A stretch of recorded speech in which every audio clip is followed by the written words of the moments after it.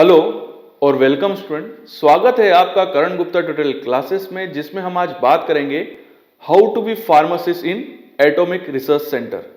जैसे कि आप जानते हैं कि भारत के अलग अलग लोकेशंस पे एटॉमिक रिसर्च सेंटर है और वहीं पे कुछ हॉस्पिटल्स होते हैं। बेसिकली रिसर्च सेंटर्स के अंदर हॉस्पिटल्स होते हैं और इन हॉस्पिटल्स के अंदर समय समय पर फार्मासिस्ट की रिक्वायरमेंट निकलती रहती है। तो आज के वीडियो में मैं आपको समझाऊंगा कि इस जॉब के लिए आप कैसे अप्लाई कर सकते हैं, यहाँ पर सिलेक्शन का प्रोसेस क्या होता है, कैसा एग्जाम लिया जाता है और इसमें यहाँ का प्रोसीजर क्या है, और सारी कंडीशंस को मैं आपको क्लियर करूंगा। तो चलिए स्टार्ट करते हैं और बात करते हैं how to be work as a pharmacist in atomic research centre. तो चलिए स्टार्ट करते हैं। देखिए, सबसे पहले मैं आपको बताना चाहता हूं कि ये एटॉमिक रिसर्च सेंटर में जो फार्मासिस्ट की जो जॉब के बारे में जो आपको बताने वाला हूं, इसको मैंने रेफरेंस जो लिया है, ये रेफरेंस है जनवरी 2021 में निकली जॉब, जो कि निकली थी radiation medicine research centre Kolkata में और Bhabha atomic research centre Mumbai में।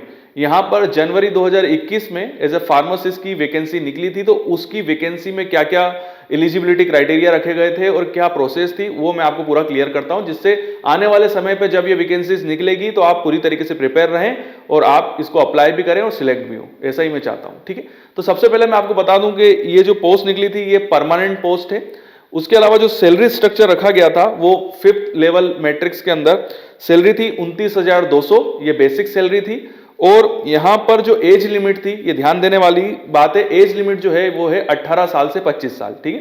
तो 18 से 25 साल के लोग जो है वो इस जॉब के लिए अप्लाई कर सकते हैं। उसके अलावा जो इसमें क्वालिफिकेशन मांगी गई थी, तो क्वालिफिकेशन बिल्कुल सिंपल थी कि आपको यहां पर रजिस्टर्ड फार्मासिस्ट होना चाहिए, मतलब डिप्लोमा और बी फार्मा, ये दोनों कैंडिडेट जो है वो इस जॉब के लिए अप्लाई कर सकते थे। यहां पर एक चीज और मैं क्लियर करना चाहता हूं कि जो भी डिप्लोमा के कैंडिडेट हैं जो इस जॉब के लिए अप्लाई करना चाहते हैं, उनके लिए यहां पर 3 महीने की ट्रेनिंग भी मांगी गई थी या 3 महीने का एक्सपीरियंस भी मांगा गया था। जो कि वैसे डिप्लोमा में जब हम पढ़ाई करते हैं तो ये 3 महीने की ट्रेनिंग तो हम करते ही करते हैं, बट इसके अंदर वो ट्रेनिंग लेटर भी मांगा गया था, तो वो भी आपको ध्यान में रखना है, ठीक है। अब मैं आपको बताता हूं कि यहां पर सिलेक्शन की प्रोसेस क्या थी। मैंने आपको यहां पर एलिजिबिलिटी क्राइटेरिया बता दिया, यहां पर सैलरी क्या थी ये भी मैंने आपको बता दिया और एज लिमिट भी बता दी है, ठीक है, 18 से 25 साल। यहां पर मैं आपको बताना चाहता हूं कि यहां पर सिलेक्शन का क्राइटेरिया क्या था। तो सिलेक्शन का क्राइटेरिया थोड़ा सा लेंथी था, मतलब ये जो सिलेक्शन होगा बेसिकली तो एग्जाम के थ्रू ही सिलेक्शन होना था, बट ये एग्जाम भी एक दिन में नहीं होने वाली थी, इसके लिए 1 या 2 या 3 दिन भी लग सकते हैं, ठीक है। ये चीज आपको ध्यान में रखनी है। और इन्होंने इन्होंने जो फॉर्म निकाला था, जो नोटिफिकेशन निकाला था, यहां पर इन्होंने ये वाली चीज भी मेंशन कर दी थी, ठीक है। तो मैं आपको बता दूं कि एग्जाम का क्या क्राइटेरिया था। पहले एक चीज मैं बता दूं कि ये जो फॉर्म है या जो नोटिफिकेशन है, ये आपको एटॉमिक रिसर्च सेंटर की जो ऑफिशियल वेबसाइट है वहां से मिल सकती है। तो उस वेबसाइट का जो लिंक है वो मैं नीचे यहाँ साइड में बता रहा हूं, या जो वेबसाइट का नाम है वो भी मैं यहाँ साइड में आपको शो कर रहा हूं। तो इस वेबसाइट पे जाके आप समय समय पे चेक कर सकते हैं कि जब भी इसकी वैकेंसीज निकलेगी तो आप इसको चेक कर सकते हैं, ठीक है। बाकी साइड में मैं नोटिफिकेशन तो आपको दिखा ही रहा हूं, ठीक है, तो वो भी आपको दिख रहा है। तो चलिए अब बात करते हैं हम कि इसमें प्रोसेस क्या थी, सिलेक्शन की, एग्जाम कैसे कंडक्ट की गई थी। तो बेसिकली इस एग्जाम को जो था वो 3 पार्ट में डिवाइड किया गया था। पहली एग्जाम थी प्राइमरी, जिसमें कैंडिडेट जितने भी कैंडिडेट इसमें एग्जाम के लिए आएंगे उनको शॉर्टलिस्ट करना था। उसके बाद थी एडवांस्ड। एडवांस के अंदर जो कैंडिडेट्स प्राइमरी स्टेज से सिलेक्ट होंगे वो सेकेंडरी स्टेज मतलब एडवांस स्टेज में आएंगे, और एडवांस स्टेज में सिलेक्ट होने वाले कैंडिडेट जो होंगे वो लास्ट में स्किल टेस्ट देंगे, ठीक है। तो यहां पर 3 स्टेजेस के थ्रू इन्होंने सिलेक्शन जो कैंडिडेट्स थे उनको सिलेक्ट किया था, ठीक है। तो फर्स्ट स्टेज मैंने आपको बताई है वो थी प्राइमरी स्टेज। तो प्राइमरी स्टेज के अंदर बेसिकली ये जो एग्जाम थी ये करी गई, ये 1 घंटे का पेपर था। फिर से बता रहा हूं, प्राइमरी स्टेज जो पहली स्टेज थी वो प्राइमरी स्टेज 1 घंटे का पेपर था। एमसीक्यू क्वेश्चन थे, 50 क्वेश्चन पूछे गए थे, जिसमें से 4 ऑप्शन थे, ठीक है। 4 ऑप्शन के 50 क्वेश्चन पूछे गए थे। अगर आप सही आंसर देते तो आपको 3 नंबर मिलेंगे और गलत देते तो 1 नंबर की माइनस मार्किंग रखी गई थी। पेपर का जो पैटर्न था वो मैं आपको बता देता हूं। 20 क्वेश्चन मैथमेटिक्स के पूछे गए थे, 20 क्वेश्चन साइंस के और 10 क्वेश्चन थे वो जनरल अवेयरनेस के पूछे गए थे, ठीक है। तो इस टाइप से 50 क्वेश्चन पूछे गए थे। यहां पर जो सिलेक्शन का क्राइटेरिया था वो मैं बता दूं कि यहां पर जनरल और ओबीसी, फिर से बता रहा हूं, जनरल और ओबीसी वालों को 40% से ज्यादा नंबर लाने थे। तो जो भी कैंडिडेट 40% से ज्यादा नंबर लाएंगे वो शॉर्टलिस्ट हो जाएंगे, वो सिलेक्ट हो जाएंगे। और एसटी एससी वालों को 30% से ज्यादा नंबर लाने थे। तो जनरल वाले और ओबीसी वालों के लिए 40% में कट ऑफ रखी गई थी और एसटी एससी वालों के लिए 30% में, ठीक है। तो जो कैंडिडेट ये परसेंटेज ले आएंगे और जो कट ऑफ से ऊपर नंबर लेके आएंगे वो लोग सिलेक्ट हो जाएंगे और वो जाएंगे फिर एडवांस स्टेज में। देखिए एडवांस स्टेज के अंदर भी एक एग्जाम लिया जाएगा। ये एग्जाम में भी 50 क्वेश्चन पूछे जाएंगे। 50 क्वेश्चन में 4 ऑप्शन होंगे, सही जवाब में 3 नंबर मिलेंगे, गलत आंसर का 1 नंबर माइनस मार्किंग में जाएगा। ठीक है, यहां पर जो कट ऑफ रखी गई थी 30 नंबर रखे गए थे जनरल और ओबीसी वालों के लिए, मतलब कट ऑफ थी 30%, सॉरी 30 नंबर नहीं 30% जनरल और ओबीसी वालों के लिए और 20% एसटी एससी वालों के लिए। ठीक है, तो जो 30% से ज्यादा नंबर लाएंगे जनरल और ओबीसी में वो सिलेक्ट होंगे और जो 20% से ज्यादा नंबर लाएंगे वो एसटी एससी में सिलेक्ट होंगे। उसके बाद था स्किल टेस्ट, बट इन्होंने एक चीज मेंशन कर दी थी कि स्किल टेस्ट के अंदर हो सकता है कि आपका पर्सनल इंटरव्यू हो जाए, वाई हो जाए, या वह आपका ऐसे ही एक टेस्ट ले लें। बट उन्होंने एक चीज मेंशन कर दी थी कि अगर कैंडिडेट सेकंड मतलब जो एडवांस स्टेज है उसमें अगर ज्यादा कैंडिडेट सिलेक्ट हो जाते हैं, बहुत ज्यादा, तो वो फिर स्किल टेस्ट ना लेते हुए एडवांस स्टेज में जो कैंडिडेट सिलेक्ट हुए हैं उन्हीं के मेरिट के बेसिस पे वो कैंडिडेट को सिलेक्ट कर लेंगे।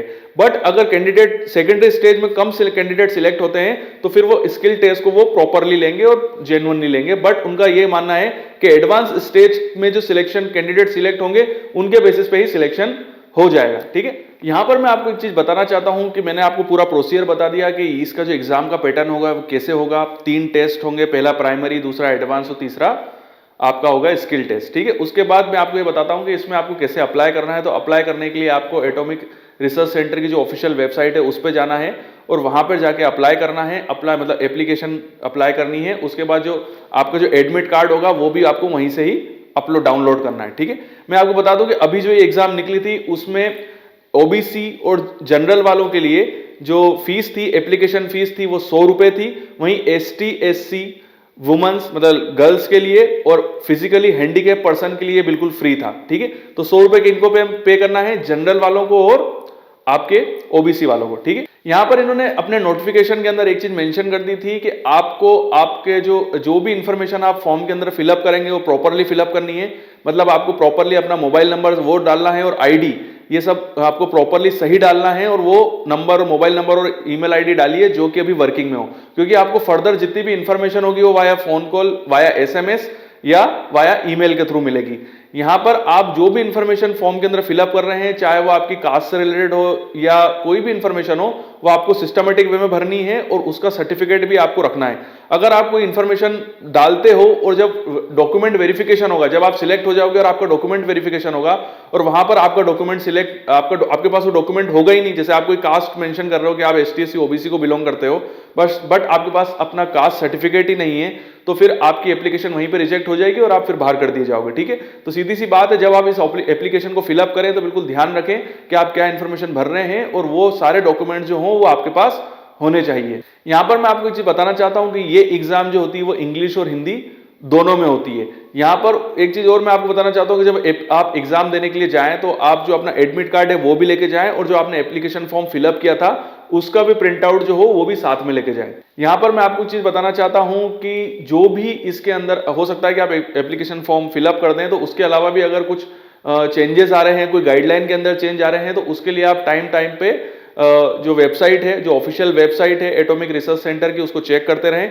ज्यादातर ये एग्जाम जो है वो मुंबई में होने वाला था, तो इन्होंने अपने फॉर्म के अंदर ये मेंशन कर दिया, जैसे मैंने आपको बताया था कि जो एग्जाम है वो 3 स्टेजेस में होगा। तो हो सकता है कि इन 3 स्टेजेस में क्योंकि कैंडिडेट ज्यादा होने की वजह से हो सकता है ये एग्जाम जो हो वो आगे भी कंटिन्यू हो, मतलब 1 दिन 2 दिन 3 दिन भी लग सकते हैं। तो आप उसी तैयारी के साथ आए कि आपको हो सकता है कि मुंबई के अंदर स्टे भी करना पड़े और उसी के हिसाब से आए, बाकी आपको किसी भी टाइप का टीए डीए नहीं दिया जाएगा। यहां पर मैं एक चीज और आपको बताना चाहता हूं कि जैसे कि कोई ऐसे एम्प्लॉइज हैं जो अभी गवर्नमेंट एम्प्लॉय हैं और वो भी इस एग्जाम के अंदर अपीयर होना चाहते हैं, तो वो अपने डिपार्टमेंट से नो ऑब्जेक्शन लेटर जो एनओसी जो है वो लेके जाएं। और जो एक्स सर्विसमैन है, जो कि पूर्व आर्मी सैनिक हैं, जो आर्मी से रिटायर्ड हो चुके हैं, वो लोग भी अगर इस एग्जाम में बैठना चाहते हैं तो वो भी जो उनके इंपॉर्टेंट डॉक्यूमेंट्स होते हैं वो अपने साथ में कैरी करें और वो वहां पर शो करें। ठीक है, तो ये मैंने आपको कुछ इंपॉर्टेंट पॉइंट्स बता दिए इस एग्जाम से रिलेटेड। ये वीडियो आपको कैसा लगा कमेंट्स बॉक्स में मुझे जरूर बताइएगा। अगर आप चाहते हैं कि मैं इस टाइप के और भी वीडियो बनाऊं तो आप मुझे सजेशन दे सकते हैं। आपके उज्जवल भविष्य की कामना करता हूं और यूं ही बने रहिए मेरे साथ। अगर आप भी इन इंस्ट्रूमेंट्स पे ट्रेनिंग करना चाहते हैं तो you are most welcome in our institute. हमारा पता और ईमेल आईडी मैंने नीचे दिया हुआ है, तो यहां पर आप मुझे मेल कर अपनी इंफॉर्मेशन, अपने कॉन्टेक्ट नंबर मुझे सेंड कर सकते हैं। और साथ ही साथ हमारे पास कौन कौन से इंस्ट्रूमेंट्स है तो उसकी लिस्ट में आपको साइड में सेंड कर रहा हूं। तो यहां पर आप देख सकते हैं कि हम किस किस टाइप के इंस्ट्रूमेंट्स में ट्रेनिंग कराते हैं। और अगर आप कोई मास्टर डिग्री कर रहे हैं, कोई पीएचडी कर रहे हैं या किसी भी प्रोजेक्ट वर्क से जुड़े हुए हैं और अगर आपको किसी इंस्ट्रूमेंट्स की रिक्वायरमेंट है और वो इंस्ट्रूमेंट आपके पास नहीं है तो हम साथ ही साथ कंसल्टेंसी सर्विस भी प्रोवाइड कराते हैं। तो उससे रिलेटेड भी अगर आप कोई भी इंफॉर्मेशन जानना चाहते हैं तो आप मुझे मेरे पर्सनल मेल आईडी पे मेल कर सकते हैं। नीचे मैंने अपना मेल आईडी दिया हुआ है। और मैं अपने उन स्टूडेंट से बात करना चाहता हूं कि वो स्टूडेंट जिनको कोई डाउट है, कोई क्यूरी है, बट कमेंट्स बॉक्स में कई बार ऐसा होता है कि वो क्यूरी और डाउट इतने बड़े होते हैं कि मैं कमेंट्स बॉक्स में उनको उनके आंसर सही तरीके से नहीं दे पाता हूं। तो आप मुझे मेरे इंस्टाग्राम पे फॉलो कर सकते हैं। ये मेरा इंस्टाग्राम आईडी है। तो यहां पर मैं आपसे डायरेक्टली कांटेक्ट में आ जाऊंगा और आप मुझे डायरेक्टली क्वेश्चन पूछ सकते हैं और मैं आपके सारे डाउट जरूर क्लियर करूंगा। तो वीडियो देखने के लिए थैंक यू वेरी मच और यूं ही बने रहिए मेरे साथ।